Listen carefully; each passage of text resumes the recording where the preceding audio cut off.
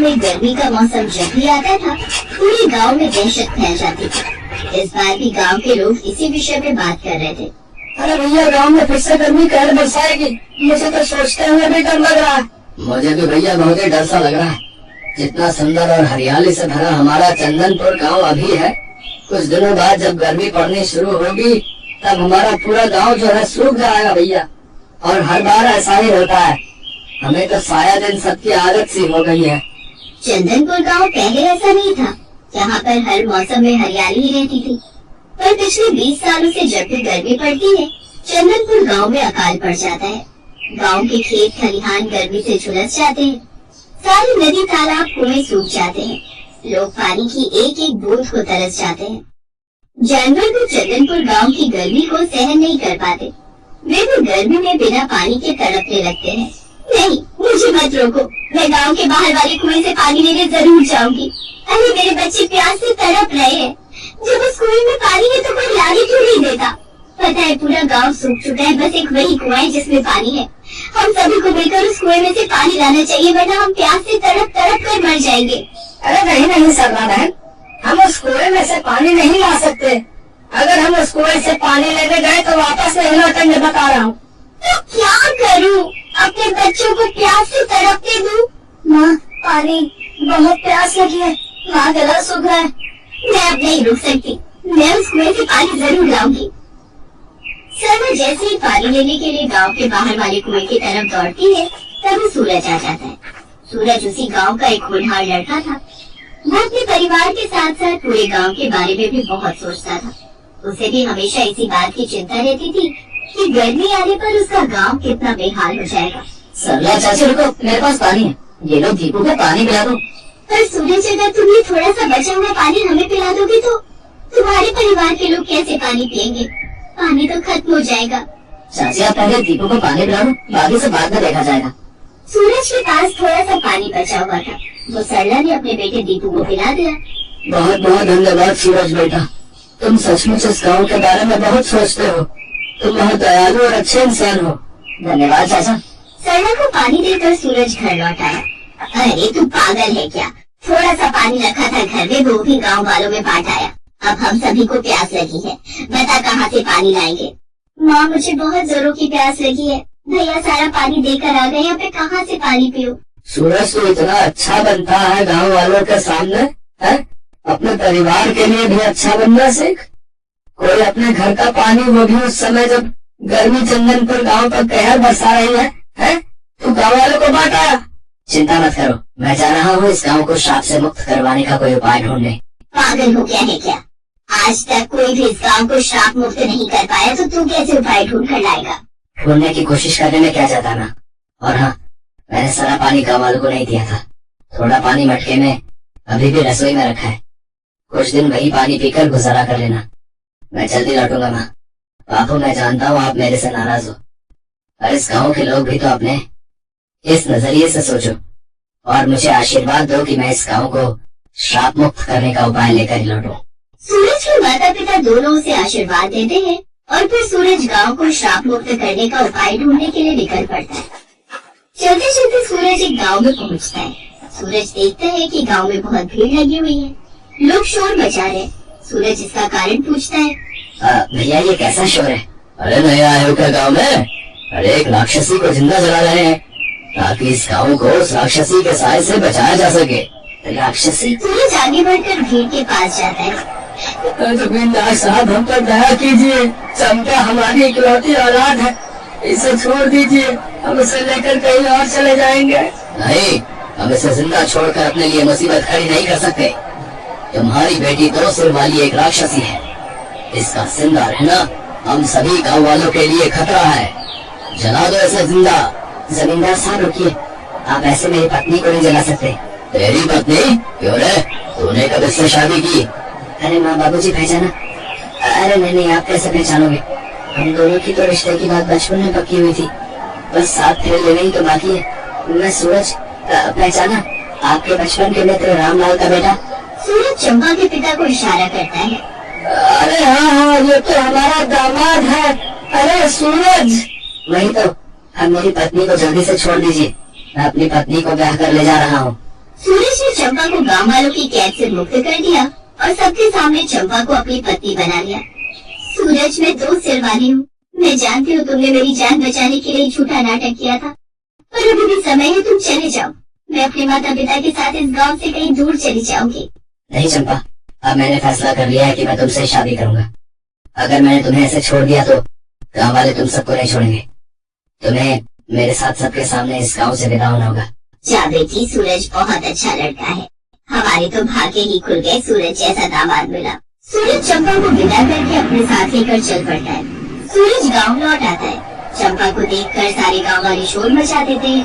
अरे जानकी, तुम्हारा बेटा तो सांप से मुक्त करने का उपाय ढूंढने गया था और ये तो एक राक्षसनी को उठा लाया। बताओ। इसे देखकर सब डर रहे। अरे 2 सिर वाली राक्षसी को गांव से हटाना होगा। बस कुछ दिन की बात और है, मैं यहाँ से चला जाऊंगा अपने माता पिता और अपनी पत्नी चंपा को लेकर। आप सबको घबराने की कोई जरूरत नहीं है। चलो चंपा। गांव में पानी नहीं था, गर्मी से सब परेशान थे। चंपा सूरज से बोली, सुनिए, घर में पानी नहीं है, मैं कुएं से भर लाऊं? चंपा, यहाँ पानी अभी नहीं मिलेगा, हमें दूसरे गांव से ही लाना होगा। इस गांव में गर्मी का कहर होता है, जिस कारण हर गर्मी में हम ऐसे ही परेशान होते हैं। पर क्यों? ऐसा क्या कारण है इस गांव में गर्मी में इतनी परेशानी होती है? बहू, हमारे गांव को श्राप मिला हुआ है। आज से 20 साल पहले की बात है। इस गांव के पास एक छोटा सा बाग था, जिसकी रखवाली एक साधु बाबा करते थे। गर्मी के दिनों में साधु बाबा का वह बाग बहुत ही हरा भरा रहता था। गांव के जमींदार ने एक कारखाना लगाना था, इसी वजह से जमींदार ने उस बाग को उजाड़ दिया। वो समय भीषण गर्मी का था। साधु बाबा ने जमींदार को बहुत रोका। उन्होंने कहा कि इस भीषण गर्मी में अगर जमींदार ने बाग को उजाड़ दिया तो वो कहाँ जाएंगे, किंतु जमींदार नहीं माना। साधु बाबा ने क्रोध में श्राप दिया कि हर बार गर्मी इस गांव पर कहर बरसाएगी, और तभी से श्राप के कारण इस गांव पर गर्मी का बहुत बुरा कहर बरसता है। थोड़ा बहुत पानी जो बचा हुआ था, चंपा ने उसी से गुजारा किया। एक दिन चंपा गलती से गांव के बाहर बने उस कुएं के पास चली गई, जिसके पास जाने के लिए सबने सख्त मना किया हुआ था। अरे ये कुआं तो कितने शीतल जल से भरा हुआ है, फिर गांव के लोग गर्मियों में यहाँ से पानी क्यों नहीं लेते? शायद गांव के लोगों को इस कुएं के बारे में पता नहीं है। मुझे तो बहुत प्यास लगी है, हाँ पहले पानी पी लेती हूँ, उसके बाद सभी गाँव वालों को ये खुशखबरी दूंगी। चंपा ने कुएं में बाल्टी डाली और कुएं से पानी निकाल कर पी लिया। चंपा के साथ कुछ बुरा तो नहीं हुआ, पर अच्छा बहुत हो गया। चंपा का एक सिर गायब हो गया और चंपा सभी लोगों की तरह एक सिर वाली हो गई। तभी सूरज और उसके परिवार वाले उसे ढूंढते हुए आ जाते हैं। चंपा का एक सिर देखकर सब हैरान थे। अचानक उन्हें साधु बाबा की आत्मा उस कुएं में से प्रकट होती है। तब तक बाकी गांव वाले भी वहाँ इकट्ठे हो चुके थे। गांव वालों ने मेरा बाग उजाड़ दिया था, उसके बाद मैंने इस कुएं में जल समाधि ले ली, इस कारण ये कुआं कभी नहीं सूखा। सूरज, तुम बहुत दयालु हो और नेक दिल इंसान भी। तुमने चंपा से विवाह करके इंसानियत दिखाई है। चंपा को सब राक्षसी कहते थे, इसका अपमान करते थे, किंतु तुमने इससे विवाह करके इसकी जान बचाई। तुम्हारी उदारता देखकर मैंने तुम्हारी पत्नी को ठीक कर दिया और इस गांव को भी मैं श्राप मुक्त कर रहा हूँ। अब से इस गांव में कभी भी गर्मी कहर नहीं बढ़ पाएगी। इस गांव में हमेशा ही हरियाली रहेगी। सदा प्रसन्न रहो। सबकी खुशी का ठिकाना नहीं था। साधु बाबा के आशीर्वाद से भीषण गर्मी समाप्त हो गई और फिर से चंदनपुर गांव हरा भरा हो गया।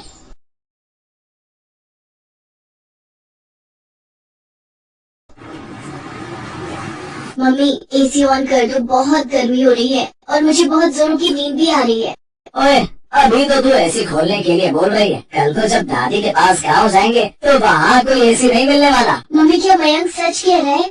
दादी माँ के घर पर एसी नहीं चलेगा? ये सब बातें वहाँ जाकर पता चलेंगी। अब चुपचाप तो जाओ, कल सुबह हमें जल्दी निकलना है। प्रिया बेटा, गाँव में इतनी फ्रेश एयर होती है कि तुम्हें एसी की जरूरत ही नहीं पड़ेगी। तुम दोनों वहाँ जाकर देखना कितना एंजॉय करोगे। वो तो पहुँच कर देखते हैं। ये अटैची बंद करो। पूरे 3 महीने कैसे रुकेंगे, वो भी मई जून की गर्मी। और माँ जी को भी ननद जी की सगाई का फंक्शन गर्मियों में ही रखना था। सुहाना, मधु के ससुराल वाले शादी सर्दियों में मांग रहे हैं, इसलिए माँ ने सगाई का फंक्शन रखा है ताकि बात पक्की हो जाए। चलो ये लो, अटैची पैक हो गई है। टाइम से सो जाओ, सुबह फिर मुझे कार ड्राइव करनी है। Good night. विंटर्स में अगले दिन मनोज का परिवार गांव में रहता था। सुहाना और बच्चे पहली बार गांव जा रहे थे। सुहाना की शादी के बाद उसकी सास और ननद ही शहर में रहने आए थे, पर सुहाना का कभी गांव जाना ही नहीं हुआ। मनोज की शादी शहर में ही हुई थी। पहली बार सुहाना बच्चों के साथ गांव जा रही थी, इसीलिए वो परेशान थी कि गर्मियों में ना जाने गांव में क्या हालत होगी। बच्चों को एयर कंडीशनर की आदत है, पता नहीं वहाँ क्या हाल होगा। यही घबराहट सुहाना और बच्चों के मन में थी। अगले दिन मनोज सुहाना और बच्चों के साथ गांव पहुंचता है। सुहाना बहू, क्या बात है, जब पिछली बार पहले शहर में तुम्हें देखा था तो तुम्हारी सेहत बहुत अच्छी थी। बच्चे भी बड़े कमजोर हो गए हैं, क्या बात है, कुछ खाते पीते नहीं हो क्या? माँ, ये लोग गाँव आ गए हैं, अब इन्हें अपने हिसाब से खिला पिला कर तगड़ा करो। हाँ बेटा, तुम चिंता मत करो, अब ये बच्चे मोटे ताजी सेहत वाले होकर ही शहर जाएंगे। ये लो बच्चों, ठंडी ठंडी मीठी लस्सी पियो। दादी, लस्सी वो क्या होता है? बिटिया, लस्सी जो दही से बनती है, पीकर देखो फिर पता चलेगा। दादी, मुझे भी लस्सी पीनी है। हाँ हाँ बेटा। मधु, ओ मधु, लस्सी के गिलास और ले आ बिटिया। माँ जी, और रहने दीजिए, ये बच्चे तो ऐसे ही कह रहे हैं, मैं इन्हें इसी में से थोड़ा थोड़ा दे दूंगी, ये दोनों पी नहीं पाएंगे। नहीं मम्मी, मैं पी लूंगा, मुझे पूरी पीनी है। हाँ हाँ, मेरा बेटा पूरा पी लेगा। और लस्सी तो बहुत फायदा करती है, गर्मियों में ठंडा पेय पदार्थ है, इसको पीने से शरीर ठंडा रहता है। मैं रेस लगाऊंगी, देखती हूँ तुम दोनों में से कौन जल्दी लस्सी पीता है। सुहाना देखती है प्रिया और मयंक गटगट लस्सी पीकर गिलास खाली कर देते हैं। उन्होंने बहुत शौक से लस्सी पी थी। कई बार सुहाना शहर में बच्चों को दूध या दही देती थी तो नहीं लेते थे, जबरदस्ती देना पड़ता था। पर आज तो दोनों बच्चे लस्सी को एकदम से पी गए। दादी, मैं फर्स्ट हूँ। दादी, मैं फर्स्ट हूँ। हाँ हाँ, दोनों फर्स्ट आए हो, अब तुम दोनों को इनाम मिलेगा। ये देखो, बाग के पके हुए मीठे मीठे रसीले आम। तुम दोनों बच्चों को आम पसंद है ना? वाह, मैंगो। मैंगो तो मुझे बहुत पसंद है। बस, तो फिर अब हम इन आमों को बाल्टी में ठंडे पानी में भिगो देंगे ताकि इनकी गर्मी निकल जाए और ये ठंडे हो जाए। फिर मैं इन आमों को रात में तुम्हें खाने के लिए दूंगी। सच माँ, बच्चे गाँव आकर कितना कुछ सीख जाएंगे। बस आज पहला दिन है ना, तो ये सोच रहे हैं कि बच्चे कुछ नहीं करेंगे, एक दो दिन बाद देखना कितना शोर मचाएंगे। अब आज रात को जब इनको एसी नहीं मिलेगा ना, तब पता चलेगा शहर की गर्मी और गांव की गर्मी में कितना फर्क है। गर्मी के मारे जब पसीने छूटेंगे, मच्छर काटेंगे, तब कहेंगे वापस शहर चलो। क्या हुआ भाभी, आप क्या सोचने लगे? ये लो आपकी लस्सी, और शाम के खाने के लिए मैंने दाल चावल, अरबी की सूखी सब्जी और मटर पनीर बनाया है। वो माँ कह रही थी कि बच्चे दाल चावल पता नहीं खाए या ना खाए, इसलिए मटर पनीर शौक से खा लेंगे। हाँ हाँ ठीक है, वैसे मैं आऊँ क्या तुम्हारी हेल्प के लिए? नहीं नहीं भाभी, वो तो सब लोग मिलकर कर रहे हैं, आप आराम करो, कितने दिनों बाद तो हमसे मिलना हुआ है। मैं थोड़ी देर में खाली होकर आपसे बात करती हूँ, आप माँ के साथ बैठकर बातें करो। बच्चे गाँव आकर सचमुच बहुत खुश थे। वो अपनी दादी और बाकी सब रिश्तेदारों के साथ खूब हंस खेल रहे थे। रात के समय प्रिया बोली, दादी गर्मी लग रही है, एसी ऑन करना है। अरे बच्चों, तुम दोनों मेरे साथ छत पर चलो, सबके बिस्तर छत पर ही बिछाए हैं। माँ, कितने दिनों बाद आज हम सब मिलकर छत पर सोएंगे, सचमुच बहुत ही बढ़िया नींद आएगी। अब तो मेरी आँख सुबह ही खुलेगी। मधु, मुझे तो एक मोटी चादर दे देना, रात को ठंड हो जाती है। ठीक है भैया। मनोज, कितनी बार तुम्हें कहा था कि गांव आने से पहले एक एसी गांव में भिजवा दो ताकि यहाँ फिटिंग हो जाती, तो हम कमरे में आराम से सो सकते थे। सुहाना, हम लोग शहर में रहते हैं और मधु कुछ टाइम बाद अपने घर चली जाएगी। माँ को एयर कंडीशनर की आदत नहीं है। मैंने माँ को कहा था, पर उन्होंने कहा था कि वो कभी यहाँ रहती है, कभी हमारे पास शहर में, तो एयर कंडीशनर लगाने का फायदा ही क्या। यहाँ पर तो सब लोग छत पर ही सोते हैं, बहुत बढ़िया नींद आती है। यहाँ कोई नहीं चलाता एसी, सबको खुली हवा में सोने की आदत है। और देखो, बच्चे भी माँ के साथ कितने आराम से छत पर सोने चले गए। सुहाना देखती है कि बच्चे छत पर अपनी दादी के साथ लेटे हुए कहानी सुन रहे थे और कहानी सुनते सुनते सो गए। सुहाना हैरान रह जाती है। कुछ दिनों बाद मधु की सगाई का फंक्शन बहुत अच्छे से हो जाता है। बच्चे जब तक गांव में रहे, उन्होंने एक बार भी किसी बात को लेकर जिद नहीं की। गांव की गर्मी का असर बच्चों पर बिल्कुल भी नहीं हुआ। सुहाना समझ जाती है कि उसकी सोच गलत थी। बच्चों ने गांव की गर्मी को खूब एंजॉय किया। जिस तरह शहर में गर्मी से बचने के मशीनरी साधन उपलब्ध हैं, उसी तरह गांव में गर्मी से बचने के प्राकृतिक साधन उपलब्ध हैं। वो खुश थी कि बच्चों को हर स्थिति में रहने की आदत हो गई, भले ही वो गांव में रहे या फिर शहर में। वो अपने आप को स्थिति के अनुसार बदल लेंगे। बच्चों, तुम सब बहुत याद आओगे। अब तो तुम्हारे साथ रहने की आदत हो गई है। माँ तो फिर आप और मधु शहर आ जाना, बच्चों को भी अच्छा लगेगा। हाँ बेटा, आऊंगी। थोड़ी गर्मी कम हो जाए फिर मैं जरूर आऊंगी। बच्चे कहाँ गए? रुको मैं देखती हूँ। सुहाना देखती है प्रिया और मयंक तो हैंडपंप के पास खड़े हुए ठंडे ठंडे पानी से मुंह धो रहे हैं और खुशी से उछल कूद कर नाच रहे हैं, मानो वो गर्मी के मौसम के साथ खुशी खुशी खेल रहे हो। ये लो बच्चों।